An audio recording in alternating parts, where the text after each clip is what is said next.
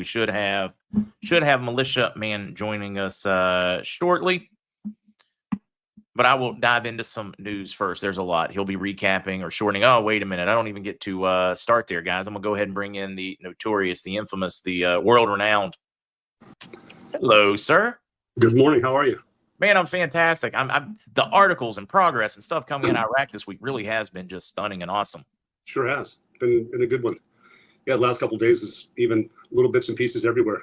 I think there's some news out this morning even that's, it's interesting to see that things are still fast and furious. We've had a lot of people talking lately. You had al-Sudani, you had Al-Awlaq, and you got experts. Everybody's talking about many little things like, digital currency. They're talking about, economy, money, energy, technology.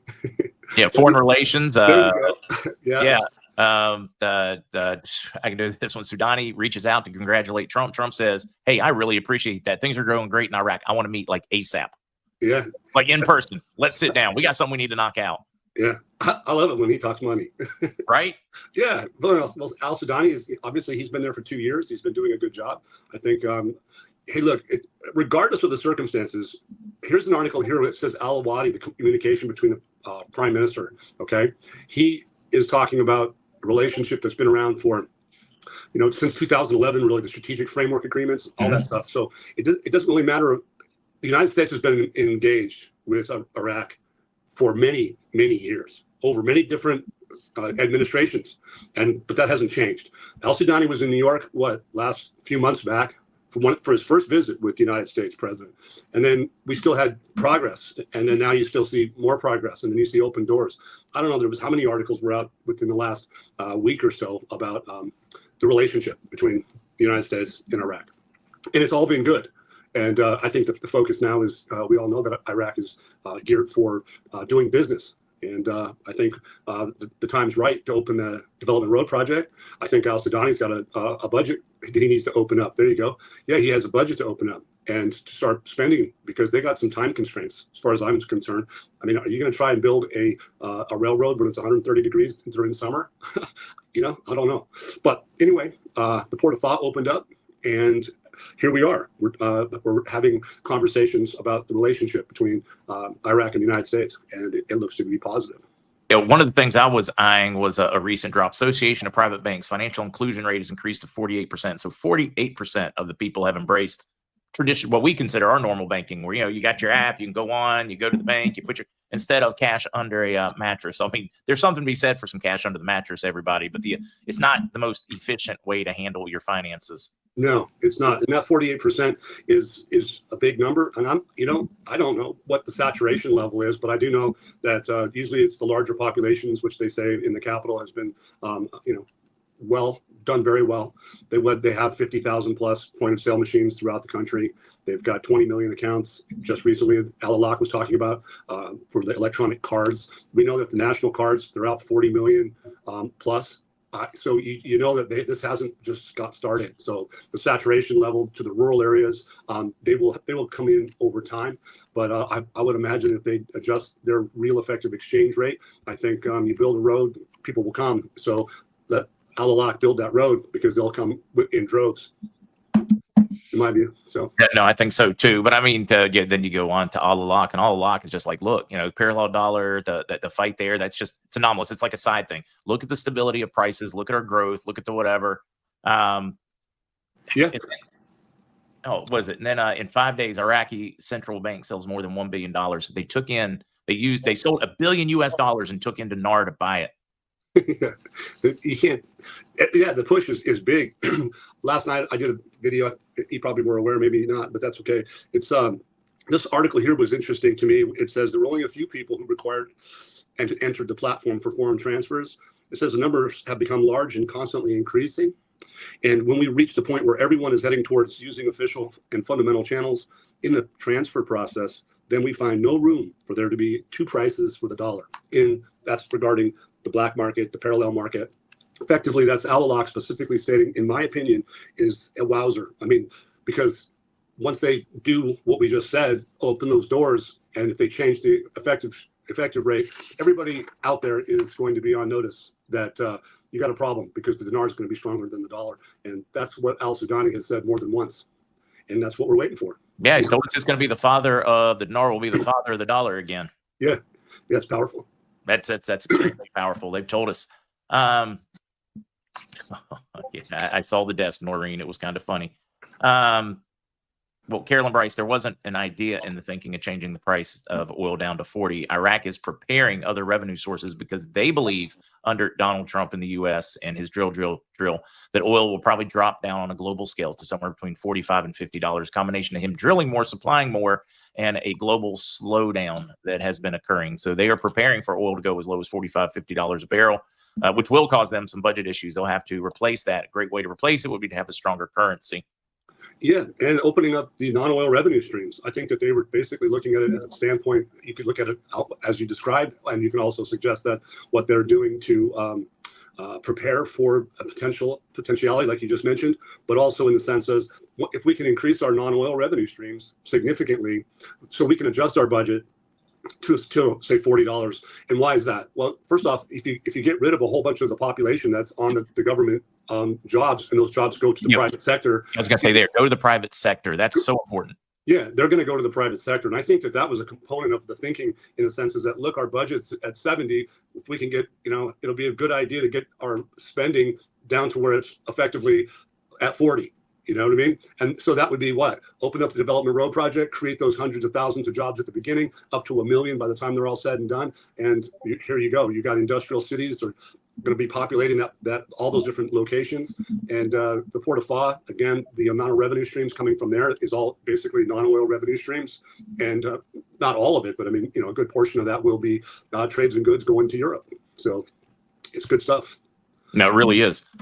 Like really good stuff. So, all right, I got one more thing. Then I'm just going to ask you all your thoughts. But as I'm seeing this one, the parliamentary members likely to resolve 3 important laws. Are they hiding any of our HCL in here? When we look at what they, personal status, salaries, amnesty, they keep extending the legislative session until December 10th, Victory Day. They keep pushing things. I mean, are they hiding something big in there? Do you think, or am I just crazy hopeful? I don't think you're crazy hopeful. I think one of the things that they're really they're talking about it today. There's some stuff out. I don't have it right here in front of me, but the real estate for the Kurds, Kirkuk, in that area, right? That's Article 140, and they talked about this today. That there's a few of these laws that are really important. They've already been read twice, and so they could even be that they could be hard at it right at the moment. I wouldn't know, other than what it'll be big news once it pops, because I don't think it would if they vote on it. It'll be an attention getter. And that's on the table. I believe they could have it at any time during the session. That those 4 items I think are powerful. And I think Mashadani comes out and says that he wants to, instead of doing them all at one time, all at once, because they can't seem to get a consensus at that stage, let's do one at a time. And hopefully that's the case. And today the article says that to an effect that the real estate is in the forefront. And so I thought, well, hey, I like that. If it's in black and white, that's a good thing. No, it is. Big Bopper. I mean, the just overwhelming amount of accomplishments when you read the Iraqi news. We're talking 20, 30 different news outlets from around the Middle East. I mean, it's something, and they generally don't broadcast an accomplishment until it's done. Yeah, they like to keep it tight. They sure do. And then they also like to, lead you astray too on many occasions. They do, but that's not unusual. We've seen that in the past. Yeah. They kind of have to, if you think about it. Yeah. Well, they have to. Yeah, well, it isn't completely 100% their job to tell you every specific little move that they're going to make, because some of the issues that they're talking about are sensitive, and if you need to keep it tight, you got to keep it tight. And I wouldn't be surprised if there's things that are in that 2024 budget that had to be really kept tight until the last minute. And so obviously they've got some things to take care of still, and it's exciting to see them get to this stage now that they've got the speakers seated, they got a legitimate government, etc. So here we go. No, to me, it's awfully exciting. Do you have an idea? Where do you feel like we're at? I know it's probably putting you on the spot. You're like, damn it, I'm not joining you again. I feel really good.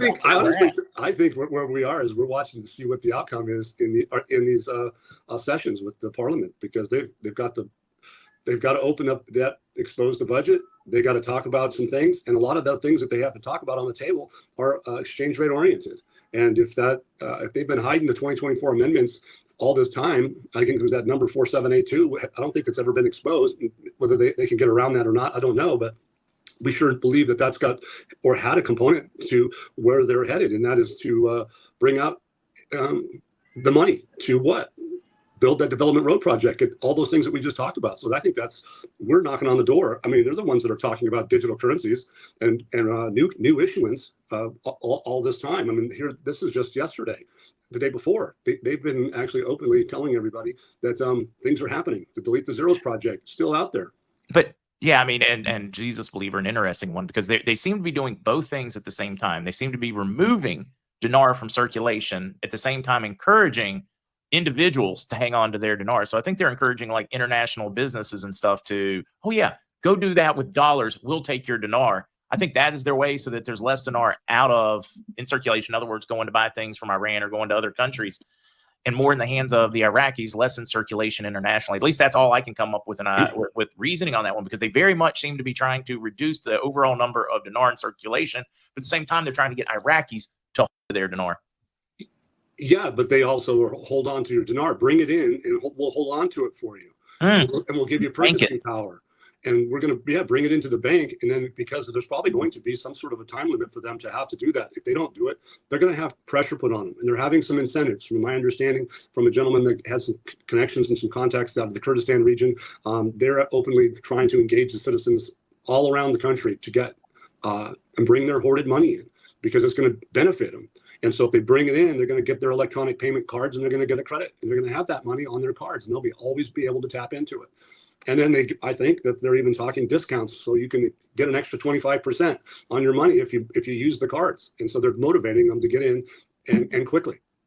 Yeah, if I remember my top of my head in Kuwait, I think they had 45 days when they flip the switch on their currency. It's going to be a whole lot easier to do if people have currency in the bank and it suddenly gains more purchasing power. You don't have to worry about issuing as many lower denominations. You don't have to worry about as exchanging much. It's already in the system.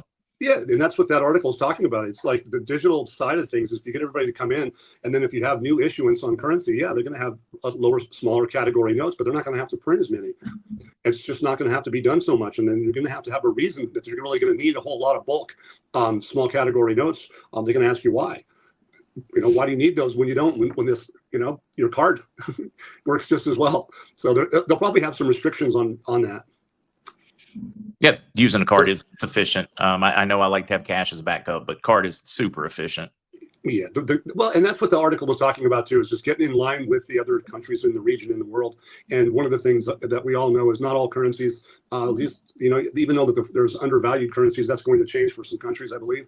I don't know if they're all going to be happening at the same time, or if Iraq's the only one, but it's not my pay grade to tell everybody that. But the one thing is that the neighboring countries, the United States dollar, euro, the stronger currencies, they have denominations that don't have 3 zeros on the end. Yeah, exactly. Here's one that probably doesn't have, I doubt this is one you will tackle, but you might. What happens to the dong now? It seems from an article that it probably won't be worth much any comment. I mean, I've seen tremendous coordination between Iraq and Vietnam, including even defense cooperation between their two militaries and government and trade partners. I won't read too much into that. I don't know what your thoughts are, whether you even follow the dong. I am not an expert on it, that's for sure. I've heard that too many stories, to be fair. So I'm on the fence. Some say that their economy is not a market economy yet, and I have to say that would give me pause, because I just because I hear it doesn't mean I'm going to go with it. But some people are saying no, they're not quite ready yet, and we're just going to have to find out. But I'm optimistic that there's going to be big changes, and especially in a digital environment. And we had a conversation a while back about the Argo. I think it's Agora. I think it is, from the Bank of International Settlements, talking about their central bank digital currencies with all the different countries, having a relationship to new technology. And what is it in Soudani, and the president of the United States, future president, or the up and coming president, had talked about what? Economy, money, energy.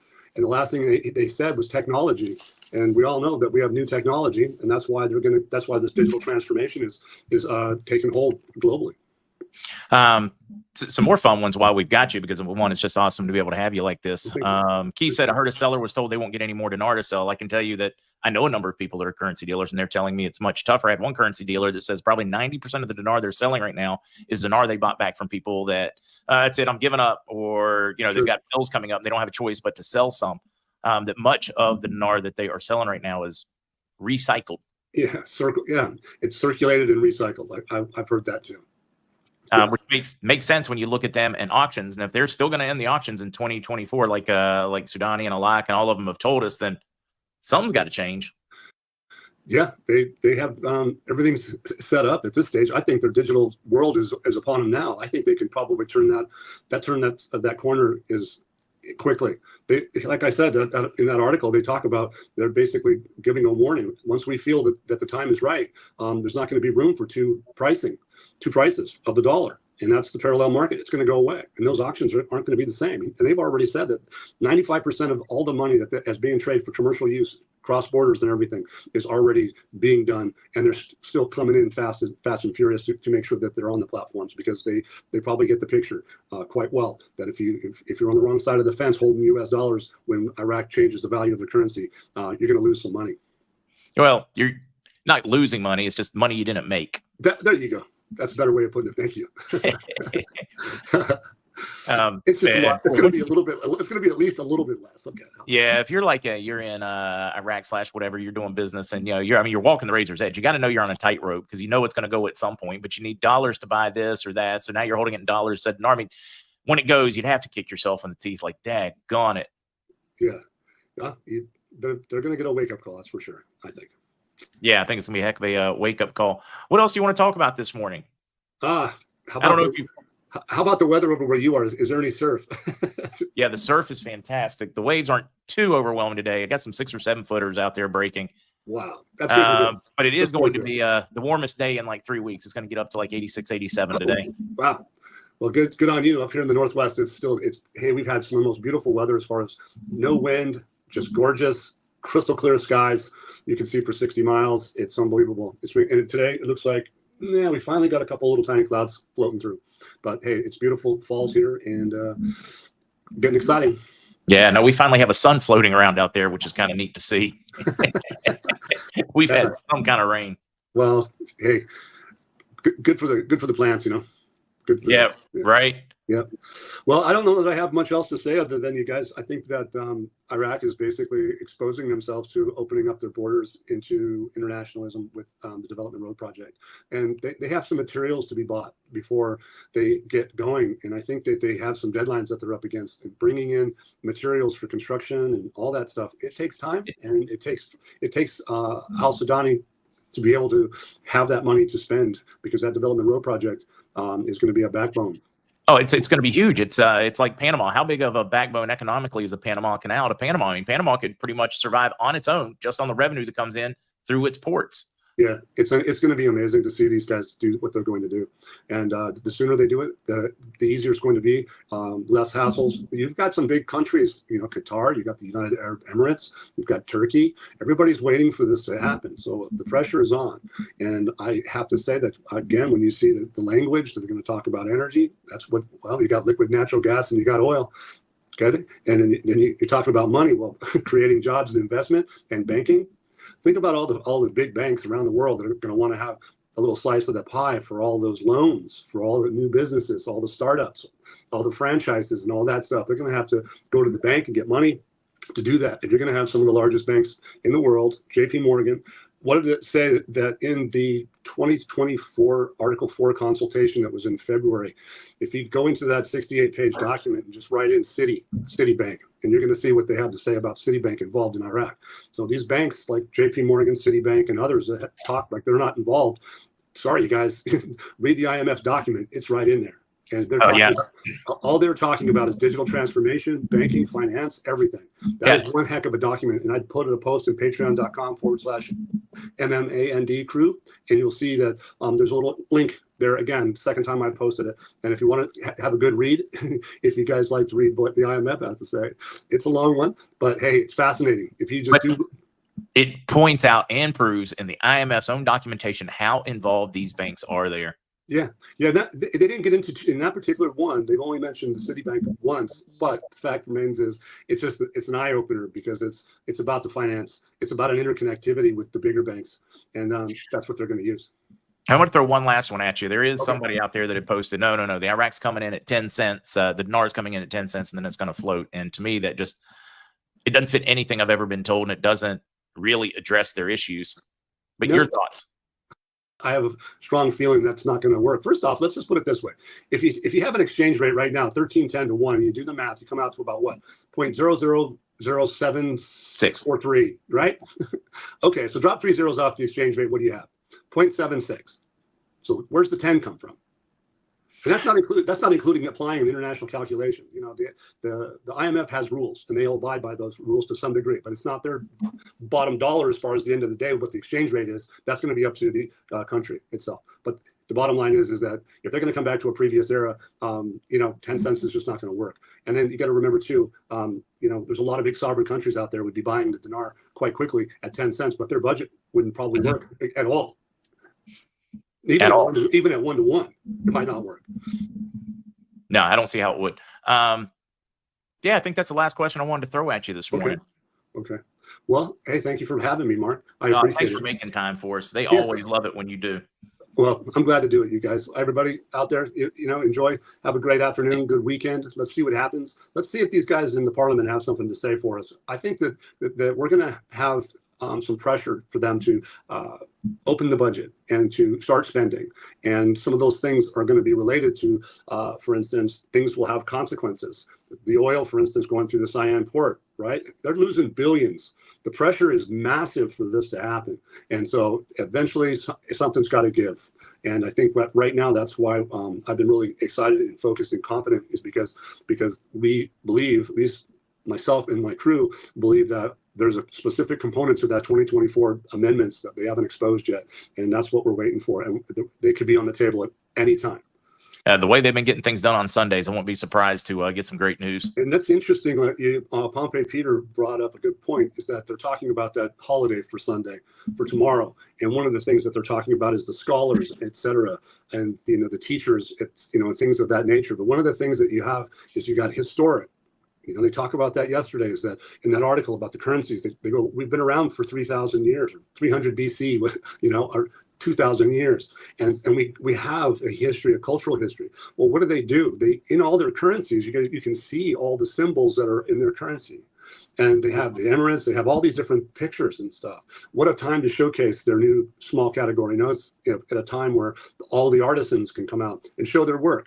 And just like our money, we have history on our money, and that's what they're talking about. So hopefully something like that could be something to pay attention to tomorrow, is what do they got in store for us tomorrow? What are they going to be doing? We have a holiday, we have Veterans Day, and thank you for everybody that's does a service for the United States of America. And other countries, all those soldiers that are in all these different worlds too. But hey, they have families just like we do. So Veterans Day should be a global thing, because there's a lot of veterans around this world. Yes, there are. All of them, to some degree or another, fought for what they believed was freedom and the right thing. That's so I right. think it's important to honor them. Yes, I think it is. But hey, that's where I think we are, Mark. I think we're in a really good spot, and I think what we bring to the table today is going to be important, and people can relax and go get some fresh air, get a bike ride in, or something to that effect.